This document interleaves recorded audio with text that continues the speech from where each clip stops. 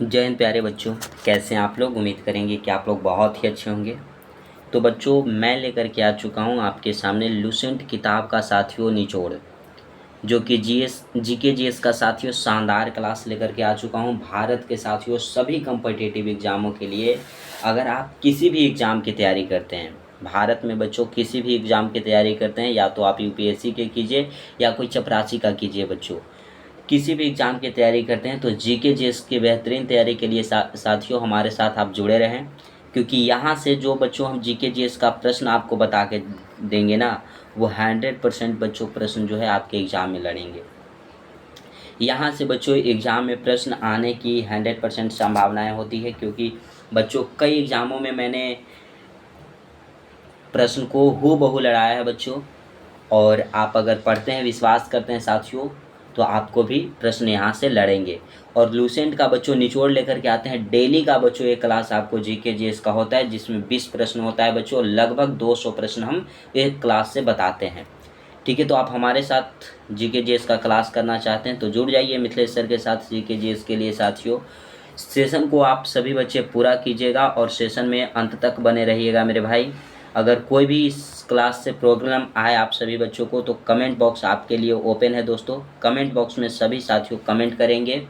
कोई प्रश्न पूछना हो दोस्तों तो प्रश्न पूछिएगा, कमेंट बॉक्स में ज़रूर कमेंट कीजिएगा।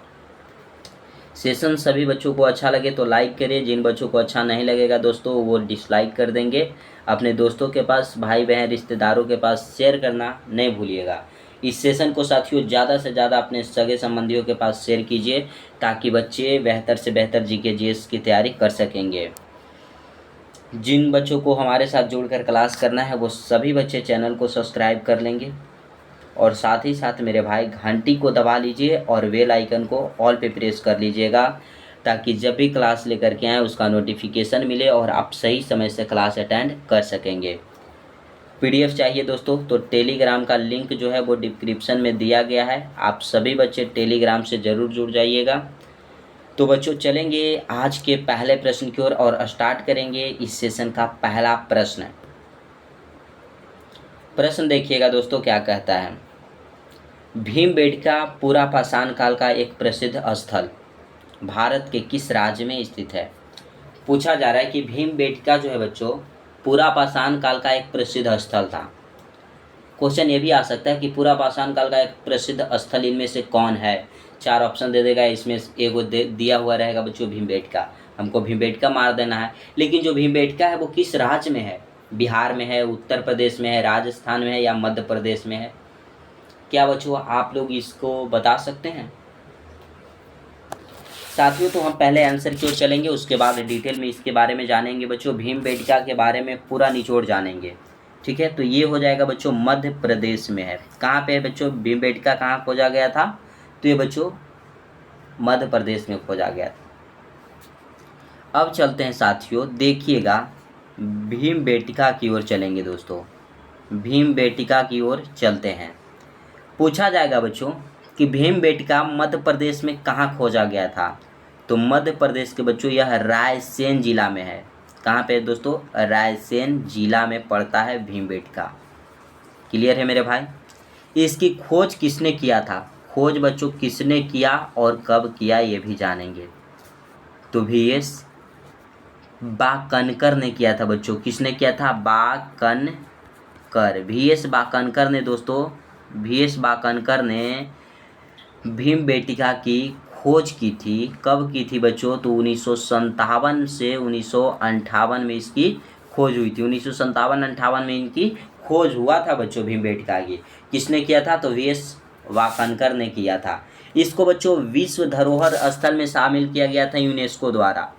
UNESCO यूनेस्को द्वारा बच्चों इसको विश्व धरोहर स्थल में कब शामिल किया गया, तो बच्चों 2003 में शामिल किया गया है। कितना में दोस्तों, तो 2003 में इसे शामिल किया गया है। क्या मेरे भाई क्लियर है। क्लियर है बच्चों। भीमबेटका जो है यह पूरा पाषाण कालीन सभ्यता है। पूरा पाषाण बच्चों पाषाण कालीन सभ्यता है। क्या है बच्चों, कालीन स्थल है। क्या है, पूरा पाषाण कालीन स्थल है भीमबेटका। तो क्या यहाँ से क्लियर हो जाएगा बच्चों। क्लियर है। और जो ये भीमबेटका है ना बच्चों, तो भीमबेटका से भारतीय उपमहाद्वीप में प्राचीन मानव जीवन का साक्ष्य मिला है। तो नोट कीजिएगा, इतना इतना नोट कीजिएगा बच्चों, क्या मिला है? प्राचीन मानव जीवन का क्या मिला है बच्चों? जीवन का साक्ष्य मिला है। किससे? तो भीमबेटका से। ऑप्शन नंबर डी आपका राइट है। भीमबेटका मध्य प्रदेश के रायसेन जिला में स्थित है। क्या बच्चों यहाँ तक क्लियर है? पहले प्रश्न से जो भी प्रश्न बच्चों आपके एग्जाम में मिलने वाले थे वो सभी प्रश्न हमने पूछ दिया दोस्तों। ठीक है, अगले प्रश्न पे चलेंगे। नेक्स्ट देखिएगा, और आप सभी बच्चे क्लास के साथ जुड़े रहेंगे दोस्तों। सभी बच्चे कमेंट करते रहिएगा, कुछ न कुछ बच्चों, जो मन करे वो नहीं, मतलब का कमेंट कीजिएगा जिससे आपको फ़ायदा हो।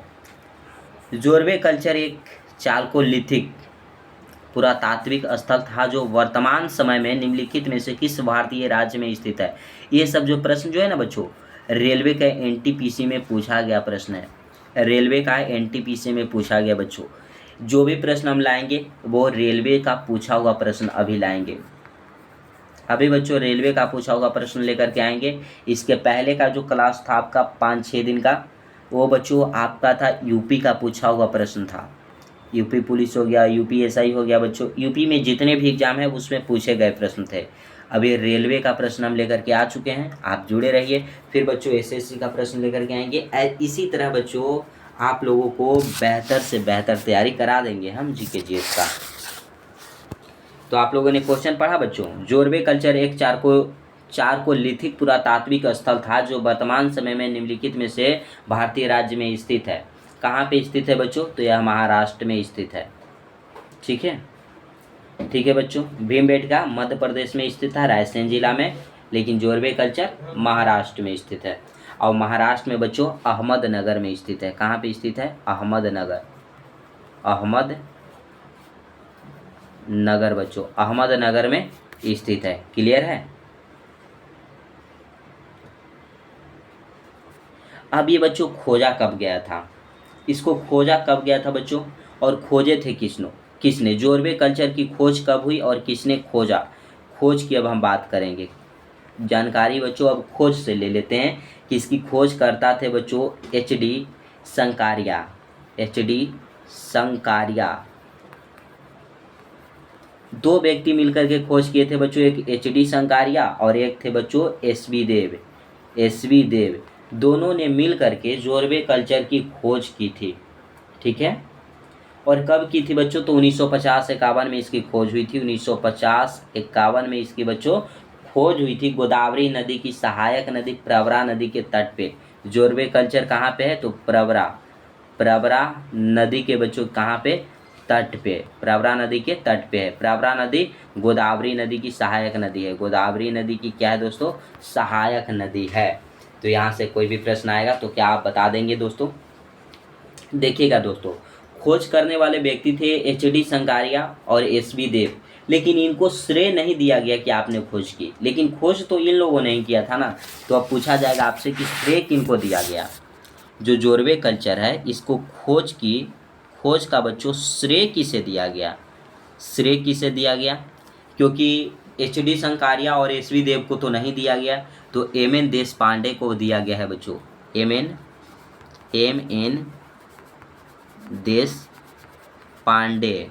देशपांडे को मेरे भाई जोरवे कल्चर का खोज का श्रेय दिया गया। तो क्या साथियों यहाँ तक क्लियर है? और यह ताम्रपाषाण कालीन सभ्यता है बच्चों। यह क्या है? ताम्रपाषाण कालीन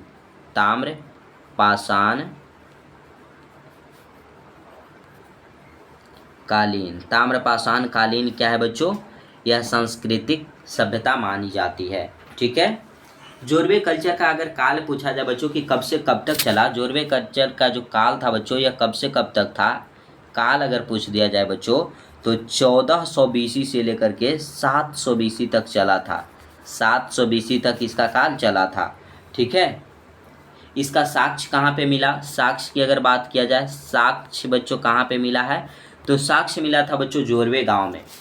कहाँ पे मिला? बहुत जगह बच्चों। जोरवे गांव हो गया, इमाम बाड़ा गांव हो गया बच्चों, इमाम गांव हो गया दोस्तों। फिर वैसे चंदौली हो जाता है, सोनगांव हो जाता है, नासिक बच्चों, दैमाबाद, ये सभी जगह इसका साक्ष्य प्राप्त हुए थे। तो क्लियर है ये दूसरा प्रश्न क्या बच्चों आपको क्लियर है? इतना डिटेल में बच्चों आपको यूट्यूब पे कहीं पे भी क्लास नहीं मिलेगा। अगर आप हमारे साथ जुड़कर पढ़ाई करें तो आपका सौभाग्य है बच्चों कि आपको इतना बेहतर कंटेंट दिया जा रहा है। जोरवे कल्चर जो था बच्चों यह महाराष्ट्र में था। कहाँ था दोस्तों? महाराष्ट्र में, और महाराष्ट्र के अहमदनगर में था दोस्तों। ठीक है, तो जितने भी बच्चे हैं ऑप्शन ए को नोट डाउन कर लीजिएगा और टेलीग्राम से जुड़ जाइएगा बच्चों, पीडीएफ वहाँ पे प्रोवाइड करा देंगे। अगला प्रश्न, पुरातत्व स्थल कोल्डिहवा कहाँ स्थित है? कोल्डिहवा बच्चों आपसे पूछा गया है कहाँ पे स्थित है? महाराष्ट्र, बिहार, उत्तर प्रदेश, मध्य प्रदेश। तो कोल्डिहवा जो है बच्चों उत्तर प्रदेश में स्थित है। कहाँ पे स्थित है मेरे भाई? ऑप्शन सी आपका राइट हो जाएगा, कोल्डिहवा। क्लियर है बच्चों?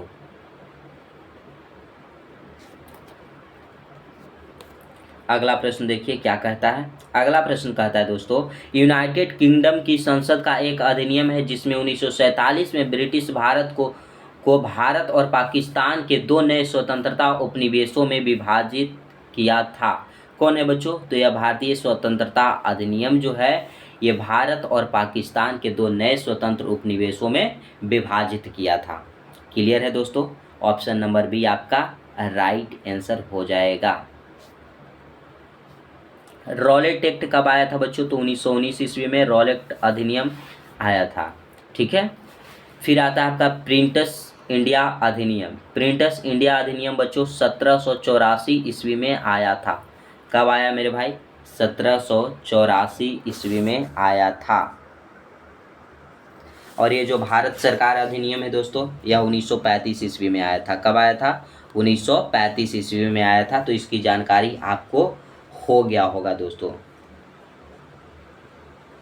भारत सरकार अधिनियम 1919 में भी आया था बच्चों। ये अधिनियम चला था, कब कब चला था? 1935, 1919 ये सब में चला था। तो मुख्य रूप से मान लीजिएगा 1935। ठीक है, अगले प्रश्न पे चलेंगे। इसके बारे में अगले प्रश्न में हम चर्चा कर लेते हैं। देखिएगा, प्रश्न है कि निम्नलिखित में से किस अधिनियम को भारतीय संविधान को पूर्वगामी के रूप में माना जाता है? पूर्वगामी के रूप में बच्चों किसको माना जाता है? तो भारत सरकार अधिनियम 1935 को माना जाता है। ऑप्शन नंबर आपका सी राइट है। ठीक है, गवर्नमेंट ऑफ इंडिया एक्ट 1935। अब देखिएगा, भारत सरकार अधिनियम 1935 है बच्चों, इसके बारे में जानते हैं। ये जो है भारतीय संविधान का सबसे बड़ा स्रोत है। सबसे बड़ा स्रोत है बच्चों भारतीय संविधान का। क्या है? सबसे बड़ा स्रोत है।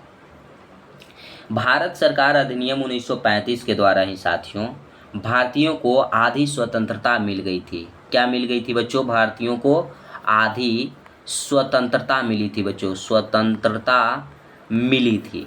तो आपसे पूछा जाएगा कि भारतीयों को किस अधिनियम के तहत आधी स्वतंत्रता मिल गई थी?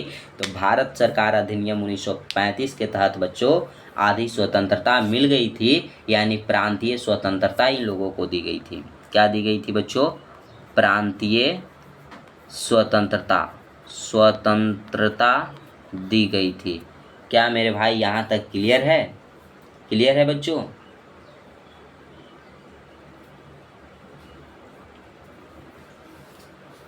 और इस अधिनियम के तहत बच्चों भारत सरकार अधिनियम 1935 है, इसके तहत भारतीय संविधान में 250 आर्टिकल शामिल हुए थे। कितने आर्टिकल शामिल थे उस समय बच्चों? 250 आर्टिकल भारतीय संविधान में शामिल थे। तो यहाँ तक क्लियर हो जाएगा। अब चलेंगे बच्चों भारत सरकार अधिनियम 1909 के बारे में जानेंगे। भारत सरकार अधिनियम 1909 के द्वारा साथियों भारत में प्रथम सांप्रदायिक निर्वाचन प्रणाली लागू हुआ था। क्या लागू हुआ था बच्चों? प्रथम सांप्रदायिक सांप्रदायिक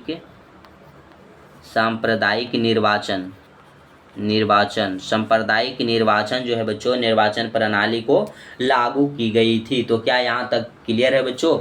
और इसके ही द्वारा भारत शासन अधिनियम 1909 के द्वारा दोस्तों मुस्लिमों के लिए अलग चुनाव की व्यवस्था की गई थी।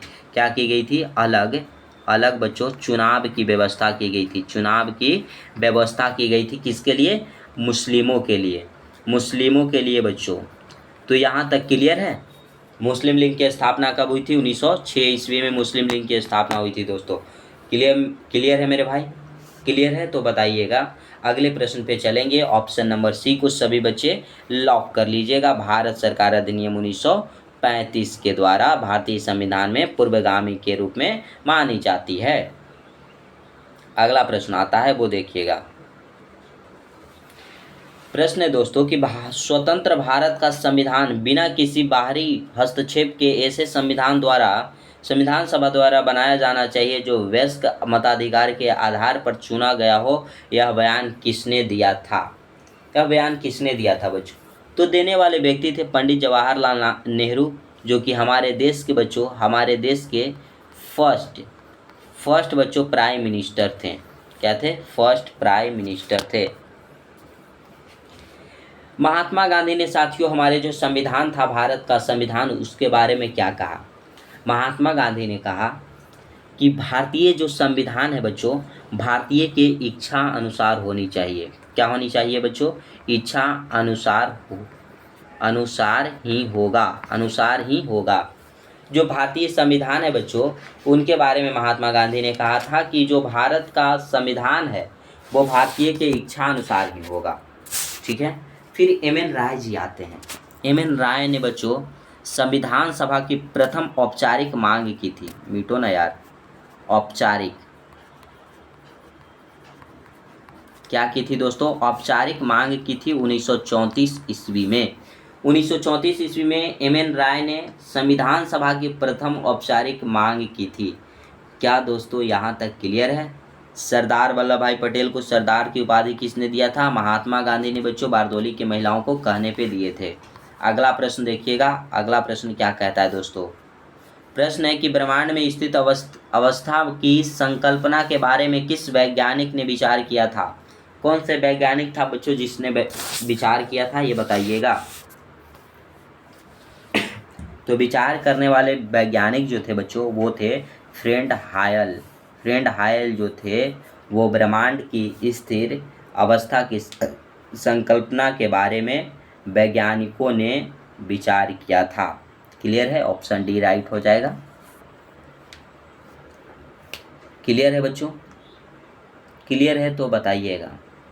अब ब्रह्मांड की बात किया जा रहा है बच्चों, तो बिग बैंग सिद्धांत बताइएगा साथियों किसने दिया था? बिग बैंग सिद्धांत, बिग बैंग सिद्धांत किसने दिया था? ये सिद्धांत किसने दिया था बच्चों? सिद्धांत किसने दिया था? तो सिद्धांत देने वाले व्यक्ति थे बच्चों जॉर्ज लैमेंत्रे ने बच्चों 1927 ईस्वी में बिग बैंग सिद्धांत दिया था। बिग बैंग सिद्धांत का मतलब ये हुआ बच्चों कि ब्रह्मांड की जो उत्पत्ति है वो 1.37 अरब साल पहले हुई है, इसके बारे में बताता है। बिग बैंग सिद्धांत क्या है? तो ब्रह्मांड की जो उत्पत्ति है बच्चों इतना 1.37 अरब साल पहले ब्रह्मांड की उत्पत्ति को बारे में बताता है। यही है हमारा बिग बैंग सिद्धांत। अगले प्रश्न पे चलेंगे। चैनल को जो भी बच्चे अभी तक सब्सक्राइब नहीं किए हैं वो सब्सक्राइब कर लेंगे बच्चों। और इस सेशन का ये है आपका लास्ट प्रश्न। ग्रीष्मकाल में रात के पहले पहर में दिखने वाले प्रसिद्ध तारामंडल को किस नाम से जाना जाता है? तो सप्तवर्षी तारामंडल के रूप में जाना जाता है बच्चों। सप्तवर्षी तारामंडल, इसमें 7 तारों का समूह होता है, इसीलिए इसे सप्तवर्षी तारामंडल कहा जाता है। जो 7 तारे होते हैं बच्चों उसमें 4 तारे चौकोर होते हैं और जो 3 तारे होते हैं बच्चों यह तिरछे होते हैं। कैसे होते हैं? तिरछे होते हैं दोस्तों। ठीक है।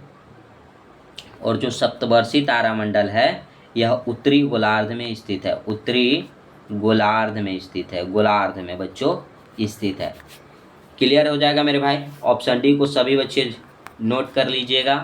तो आज का बच्चों इस सेशन का लास्ट प्रश्न रखते हैं। सेशन कैसा लगा सभी बच्चे कमेंट बॉक्स में बताइएगा। जितने भी दोस्त हैं वो सभी बच्चे कमेंट बॉक्स में कमेंट कीजिएगा। जिन बच्चों को सेशन अच्छा लगा हो लाइक करेंगे, जिनको अच्छा नहीं लगा हो वो डिसलाइक करेंगे। अपने दोस्तों के पास, भाई बहन, रिश्तेदारों के पास साथियों शेयर करना नहीं भूलिएगा। सभी बच्चे शेयर कर देंगे, ठीक है मेरे भाई। जो भी बच्चे चैनल को सब्सक्राइब नहीं किए हैं वो चैनल को सब्सक्राइब कर लेंगे, और साथ ही साथ साथियों घंटी को दबाकर बेल आइकन को ऑल पे सेट कर लीजिएगा, ताकि जब भी क्लास लेकर के आएँ तो उसको नोटिफिकेशन आपको मिले और आप सही समय से क्लास अटेंड कर सकेंगे। पीडीएफ के लिए साथियों टेलीग्राम का लिंक जो है वो डिस्क्रिप्शन में दिया गया है, सभी बच्चे टेलीग्राम से ज़रूर जुड़ेंगे। तो आज के लिए बस इतना ही साथियों। जय हिंद मेरे प्यारे साथियों।